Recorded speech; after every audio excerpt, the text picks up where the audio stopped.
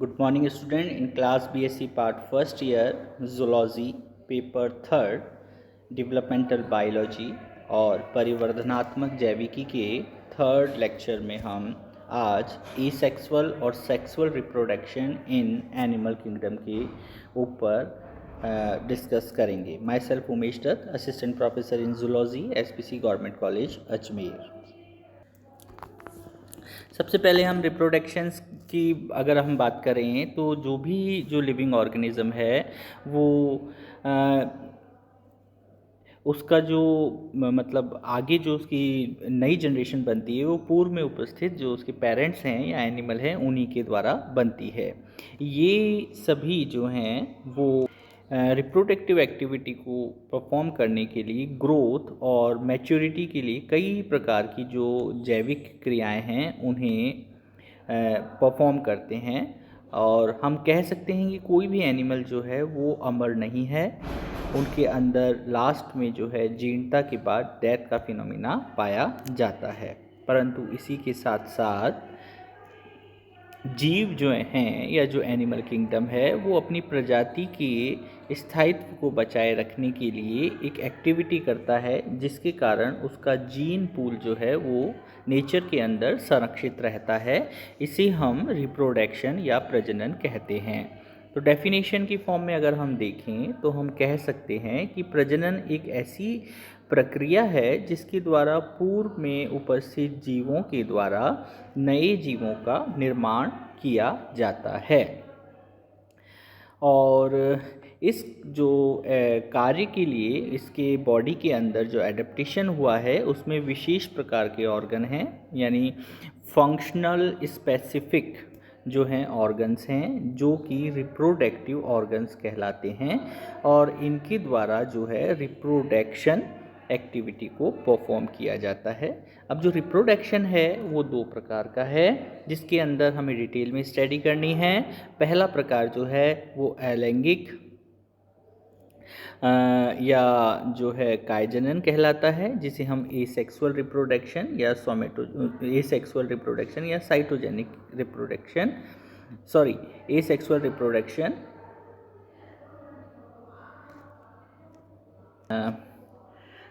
इस स्लाइड के अंदर जो है वो जो इसके पैरेलल इन ब्रैकेट जो टर्म है वो सही नहीं है। सेक्सुअल रिप्रोडक्शन का मतलब है साइटोजेनिक रिप्रोडक्शन, और मैं इसे करेक्ट कर देता हूँ। सेक्सुअल रिप्रोडक्शन मीनिंग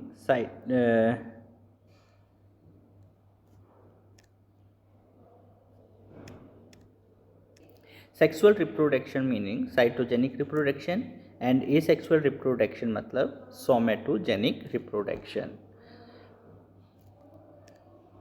अब एक क्वेश्चन जो है वो पुट अप होता है कि ये सेक्सुअल रिप्रोडक्शन क्या है। तो समरी फॉर्म में अगर हम कहें तो जो अलैंगिक जनन है वे सभी प्रजनन आते हैं, उसके अंदर वो सभी फॉर्म्स इन्वॉल्व होती हैं जिनमें जो जनन कोशिकाएं हैं यानी स्पर्म है और ओवम है वो पार्टिसिपेट नहीं करती हैं।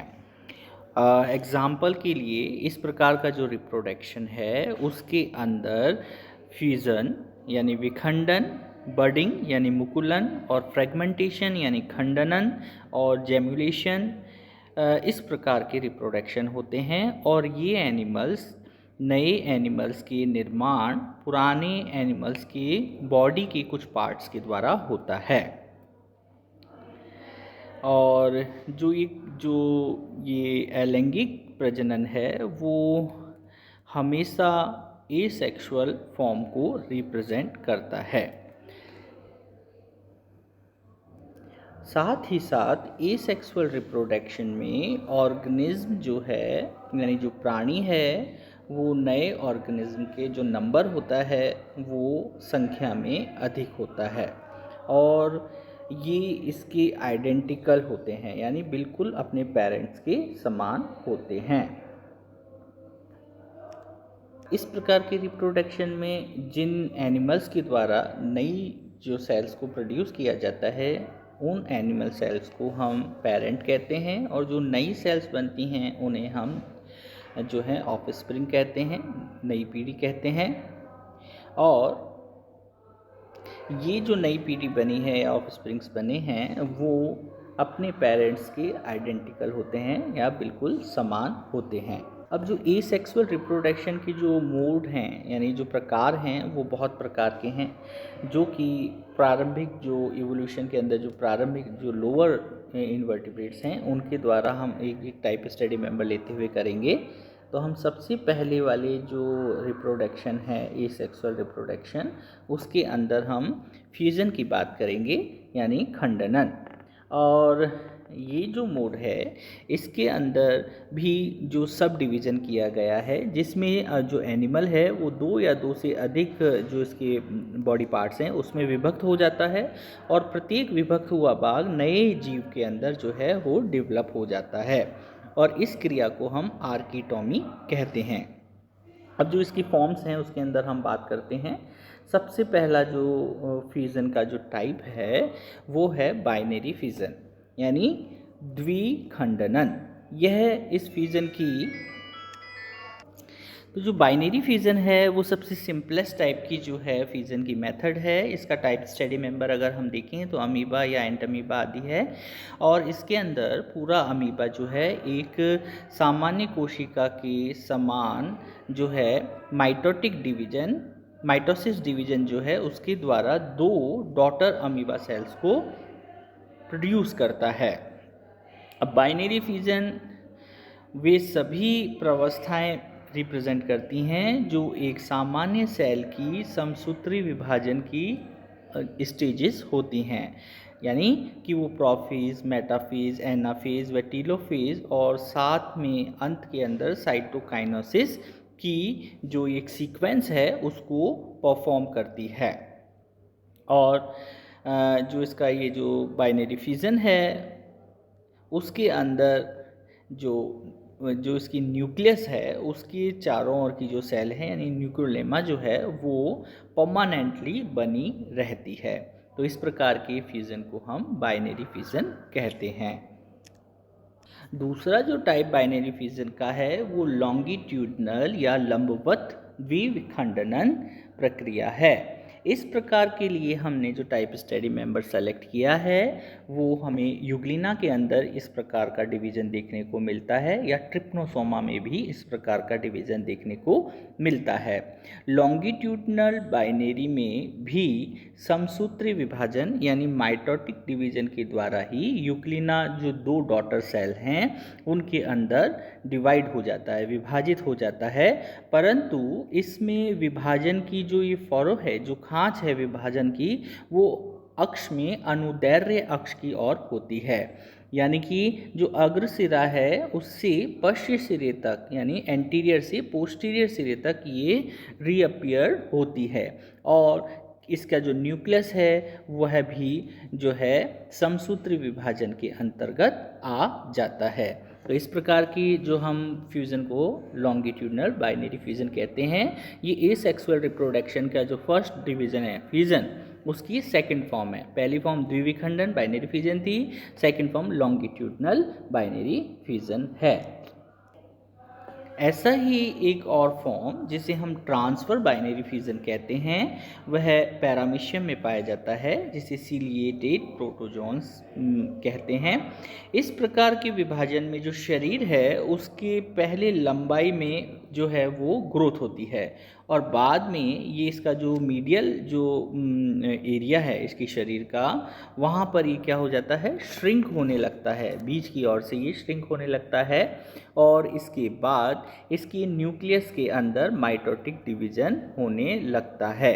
साथ ही साथ जो न्यूक्लियस की मेम्ब्रेन है विभाजन के दौरान वो परमानेंट बनी रहती है, यानी कि विलुप्त नहीं होती और अंत में साइटोकाइनेसिस के परिणाम स्वरूप दो जो हैं वो डॉटर सेल्स का निर्माण होता है और इस प्रकार के हम फ्यूज़न को जो है ट्रांसफ़र बाइनरी फ्यूज़न कहते हैं। एग्जाम्पल इसका स्लीपर फिश या पैरामीशियम है।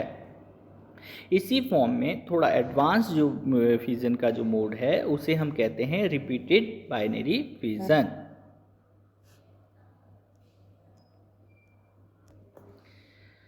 तो इस फॉर्म में क्या होता है, इस प्रकार के डिवीजन में जो न्यूक्लियस है और जो साइटोप्लाज्म है उसके अंदर समसूत्री विभाजन तो होता ही है, पर विभाजन का जो कार्य है, जो फंक्शन है, वो अलग अलग नहीं होता। ये तब तक अलग नहीं होते हैं जब तक कि समसूत्री विभाजन या ये डिवीजन जो है वो रुक नहीं जाता है। इस कारण से सेल्स का नंबर जो है वो बढ़ जाता है। इसका एग्जाम्पल क्लाइमाइडोमोनास है। नेक्स्ट जो है वो फ्यूज़न के अंदर बहुखंडनन, जिसे हम मल्टीपल फ्यूज़न कहते हैं, मोड पाया जाता है। इस प्रकार की रिप्रोडक्शन में एक एनिमल सेल्स अपने अधिकतम साइज को प्राप्त कर लेती है और उसके बाद उसके न्यूक्लियस का जो है समसूत्री डिवीजन होता रहता है, लगातार होता रहता है। इस कारण से 1 से 2 और 2 से मैथमेटिकली ये जो है मैथमेटिकली फॉर्म के अंदर नंबर्स के अंदर इंक्रीज होता है। 2, 2 से 4, 4 से 8, 8 से 16, इस प्रकार से ये केंद्रक बनते जाते हैं। और केंद्रकीय विभाजन यानी न्यूक्लियर या जो न्यूक्लियस है उसके डिवीजन के तुरंत बाद ही हर सेल के चारों ओर साइटोप्लाज्म का डिवीजन नहीं होता है। इस प्रकार जो पेरेंट सेल है उसके शरीर के अंदर क्या होता है, जो न्यूक्लियस है उसका नंबर तो इंक्रीज हो जाता है और उसके बाद जो साइटोप्लाज्म है वो भी छोटे छोटे सेगमेंट में उतने क्लस्टर के फॉर्म के अंदर छोटे छोटे टुकड़ों में बढ़ जाती है, जिससे जो है वो संतति न्यूक्लियस की जो नंबर है वो बढ़ जाती है। और ये बढ़ा हुआ जो नंबर है वो सभी जो न्यूक्लियस सेल्स हैं वो चारों ओर से साइटोप्लाज्म के द्वारा कवर्ड हो जाते हैं। इस प्रकार के जो पेरेंट सेल हैं उनके शरीर में एक साथ ही न्यूक्लियस की नंबर के अंदर बार बार रिपीटेटिव जो है एनिमल का डिवीजन हो जाता है। इस प्रकार का जो टाइप स्टडी मेंबर है वो अमीबा है और ये प्रतिकूल परिस्थितियों में इस प्रकार का जो है जो रिप्रोडक्शन है उसे प्रेजेंट करता है। इसके एग्जाम्पल में अमीबा, प्लाज्मोडियम, रेडियोलेरियंस आदि एनिमल्स पाए जाते हैं। नेक्स्ट जो रिप्रोडक्शन का जो सेकंड टाइप है, अभी तक हमने फर्स्ट टाइप यानी बाइनरी वो फिजन की बात की थी, अब हम सेकंड टाइप जो एसेक्सुअल रिप्रोडक्शन है उसे हम बीजाणु जनन या स्पोरुलेशन कहते हैं। इस प्रकार के एसेक्सुअल रिप्रोडक्शन में अमीबा की कुछ स्पीशीज़ के अंदर पाया जाता है और उनमें केंद्रक की जो झिल्ली है यानी न्यूक्लियोलेमा है वो बेसिकली फ्रेजाइल हो जाती है, टूट जाती है और इसकी क्रोमेटिन ग्रैन्यूल्स जो साइटोप्लाज्म में हैं वो फ्री हो जाते हैं और फ्री होने के समय ये कंडीशनल 2 और 3 जो हैं क्लस्टर के फॉर्म में बिखर जाते हैं। धीरे धीरे जो प्रत्येक क्लस्टर है उसके चारों ओर जो है न्यू न्यूक्लियोलेमा या केंद्र की झिल्ली का ओरिजिन होता है, वह बनती है और एक संतति केंद्रक बन जाता है। इसके कारण कोशिका द्रव जो साइटोप्लाज्म है वो भी इन न्यूक्लियस के चारों ओर छोटे छोटे जो हैं क्लस्टर के फॉर्म में विभक्त हो जाते हैं और जो जो जो डॉटर न्यूक्लियस है वो एक प्रकार से साइटोप्लाज्म के द्वारा कवर्ड हो जाता है। इस प्रकार का जो एनिमल है यानी जो अमीबा है उसके अंदर अप्रॉक्सीमेट 200 जो हैं वो छोटे डॉटर न्यूक्लियस और साइटोप्लाज्म द्वारा घिरी हुई स्ट्रक्चर तक रिपोर्ट की गई है। इस प्रकार का जो पेरेंट अमीबा है वो लगभग 200 डॉटर अमीबॉइड सेल को रिप्रोड्यूस कर सकता है और हर नया अमीबा की जो सेल है वो अपने चारों ओर साइटोप्लाज्म का एक जो है थिक कवरिंग, जिसे हम स्पोर मेम्ब्रेन या बीजाणु आवरण कहते हैं, वो बना लेता है और इस प्रकार इन छोटी छोटी जो डॉटर सेल्स हैं उन्हें हम बीजाणु या स्पोर्स कहते हैं। अब इस फॉर्म के अंदर होता क्या है, बेसिकली अब जो पेरेंट सेल है वो अपने एग्जिस्टेंस नहीं रखती, उसको वो मृत मतलब उसकी जो है इस स्थिति को हम डेथ स्टडी कहते हैं, डेथ स्थिति कहते हैं, मृत स्थिति कहते हैं। और अब जो भी उस सेल के रप्चर होने के बाद जो नई सेल्स बनेंगी वो डॉटर सेल्स में होती हैं। तो इस प्रकार का जो फॉर्मेशन है वो बीजाणु जनन या स्पोरुलेशन कहलाता है।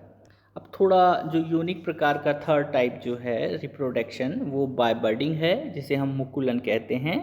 और मुकुलन भी जो है एसेक्सुअल रिप्रोडक्शन की एक फॉर्म है। यह प्रोटोजोन, स्पोरिफेरास और सिलेंट्रेटा और यूरोकॉर्डेटा के अंदर पाया जाता है। इसमें जो सबसे सिंपलेस्ट फॉर्म के अंदर जो जो बडिंग होती है उसके अंतर्गत जो है इरेगुलर जो है वो डिवीज़न होता है, और उसके कारण जो है पेरेंट सेल्स के शरीर से कोई एक छोटा सा भाग जो पार्ट है वो बर्ड की फॉर्म में वो ग्रोथ करता है, और यही जो बर्ड है वो आगे जाकर संतति प्राणी या डॉटर सेल के अंदर, डॉटर एनिमल के अंदर या डॉटर सेल के अंदर कन्वर्ट होती है।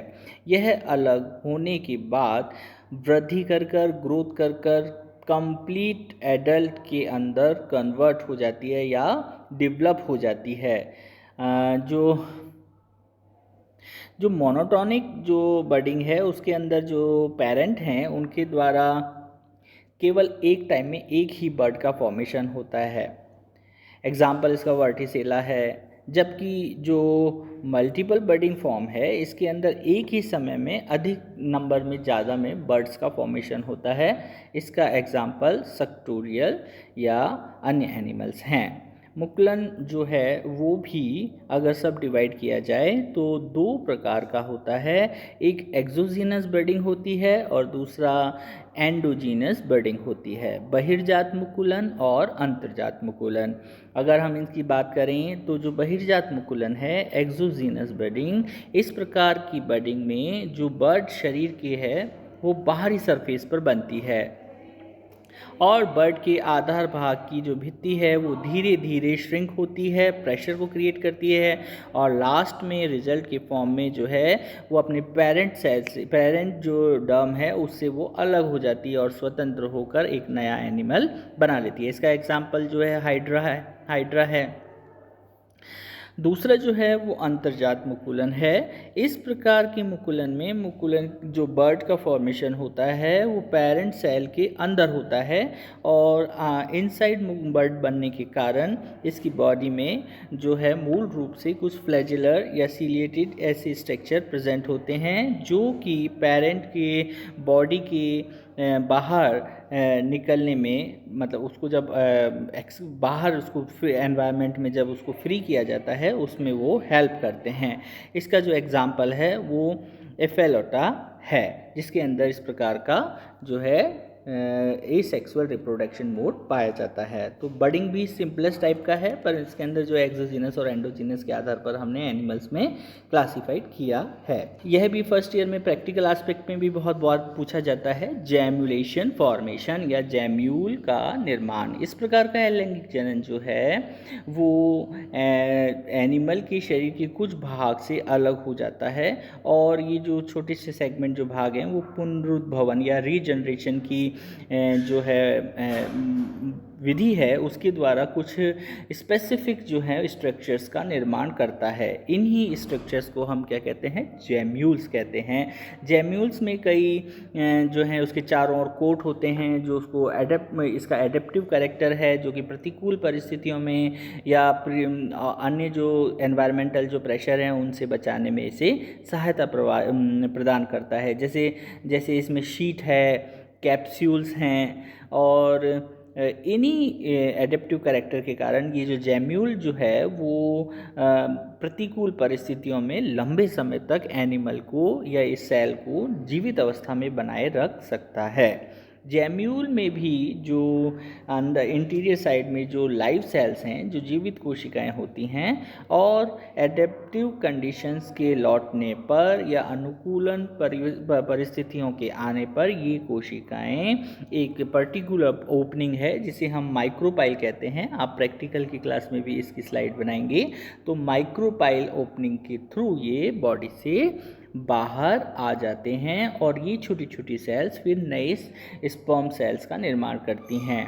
तो इस प्रकार से जो है वो जेमुलेशन की विधि के द्वारा एसेक्सुअल रिप्रोडक्शन होता है। नेक्स्ट जो रिप्रोडक्शन एसेक्सुअल रिप्रोडक्शन का मोड है वो है प्लाज्मोटोमी। प्लाज्मोटोमी भी एक स्पेसिफिक टाइप का जो है वो जो विखंडन की क्रिया है जिसके अंदर कोई भी मल्टी न्यूक्लिएटेड एनिमल है। देखिए, एक तो एक सिंगल न्यूक्लिएटेड एनिमल होते हैं, एक बाई न्यूक्लिएटेड एनिमल होते हैं, और प्रोटोजोन्स के अंदर ही कुछ एनिमल जो हैं वो मल्टी न्यूक्लिएटेड एनिमल होते हैं। तो जो मल्टी न्यूक्लिएटेड प्रोटोजोन्स हैं वो 2 या अधिक आकार में बहुत छोटे छोटे पार्ट्स के अंदर डिवाइड हो जाती है और बहुकेंद्रीय डॉटर सेल्स का निर्माण करती है। नई बनी हुई ये डॉटर सेल्स केंद्रकों की संख्या में, इनमें जो न्यूक्लियस का जो नंबर होता है वो अपने पेरेंट्स से कम होता है, और नई बनी हुई संतति के अंतर्गत केंद्रक विभाजन में जाने के कारण ये जनक के समान या अपने पेरेंट के समान न्यूक्लियस के नंबर को मेंटेन कर लेती हैं। तो इस कारण से इस प्रकार की जो डिवीज़न है उसे हम प्लाज्मोटोमी कहते हैं। प्लाज्मोटोमी द्वारा जो डिवीज़न होता है वो इसका एग्जाम्पल जो है बेस्ट वो ओपेलाइना के अंदर पाया जाता है। एसेक्सुअल रिप्रोडक्शन का ये जो 6th मोड है वो है फ्रेगमेंटेशन, खंडनन। इस प्रकार के जो एसेक्सुअल रिप्रोडक्शन है उसमें एनिमल का जो बॉडी पार्ट है वो एक से अधिक भागों में डिवाइड हो जाता है। ये टिश्यू लेवल का और बॉडी पार्ट की हम बात कर रहे हैं। इससे पहले हमने रिप्रोडक्शन की जो मोड बात किए हैं वो प्रोटोजोन्स की बात की है। तो जो मल्टी सेल्यूलर एनिमल्स हैं उनकी बॉडी में बहुत भागों में पार्टीशन हो जाता है, और जब ये जो पार्ट्स हैं जो अलग अलग हुए हैं वो भी जाकर आगे ही कंप्लीट एनिमल का फॉर्मेशन कर लेते हैं। तो इस प्रकार के जो मोड है उसे हम fragmentation mode of asexual mode of fragmentation या अलैंगिक जनन की फ्रेगमेंटेशन या खंडन विधि के अंदर स्टडी करते हैं। इसका एग्जाम्पल जो है सी एनिमोन या और कुछ भी जो फ्लैट वर्म्स हैं उसके अंदर ये डिवीजन पाया जाता है। जो कुछ हायर एनिमल्स में भी रिप्रोडक्शन की एक जो एसेक्सुअल रिप्रोडक्शन है जिसके अंदर यानी जनक सेल का मतलब क्या है, स्पर्म और ओवम सेल का जो है फ्यूजन ना हो, उसके बिना ही नए सेल का ओरिजिन, नए एनिमल का जो है परिवर्धन हो रहा हो, तो उसके अंतर्गत सबसे यूनिक जो है वो कुछ हायर वर्टिब्रेट्स में, जिसमें रेप्टाइल्स के अंदर भी कुछ एनिमल्स में पाया जाता है और इकाइनोडर्मेट्स में भी पाया जाता है, वो मोड है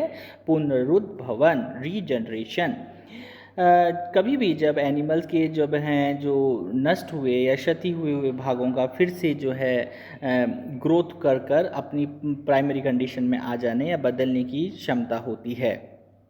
अब ये जो हानि है या बॉडी के जो किसी पार्ट का लॉस है वो नेचुरल भी हो सकता है या हमें लैब कंट्रोल्ड कंडीशन के अंदर यानी कृत्रिम रूप से भी हो सकता है। तो शरीर की इन खोए हुए या नष्ट हुए भागों का पुनः जो है बनना उसे हम रीजनरेशन कहते हैं। रीजनरेशन जो है एक बहुत ही इम्पॉर्टेंट जो है एक्टिविटी है। यह भी 2 प्रकार का होता है, जिसके अंदर एक फिजियोलॉजिकल रीजनरेशन है और दूसरा जो है वो रिपीटिटिव रीजनरेशन है, क्रियात्मक पुनरुद्भवन और पूरक क्षतिपूर्ति पुनरुद्भवन। और इसमें जो हम एग्जाम्पल लेते हैं वो हाइड्रा, प्लेनेरिया या इकाइनोडर्मेट्स में स्टारफिश, इस प्रकार के एनिमल्स के अंदर ये रीजनरेशन मोड के द्वारा एसेक्सुअल रिप्रोडक्शन परफॉर्म किया जाता है। अब इसके बाद हम नेक्स्ट क्लास के अंदर जो रिप्रोडक्शन की जो नेक्स्ट मोड है जिसे हम सेक्सुअल रिप्रोडक्शन कहते हैं, उसे भी हम इवोल्यूशनरी ट्रैक के आधार पर सिंपल से कॉम्प्लेक्स यानी प्रोटोजोन से लेकर हायर एनिमल्स यानी इकाइनोडर्मेट्स तक किस प्रकार से जो है सेक्सुअल रिप्रोडक्शन यानी जो जर्म सेल्स हैं यानी स्पर्म और ओवम, उनके फ्यूजन से किस प्रकार से रिप्रोडक्शन होता है उनकी बात करेंगे। Thank you.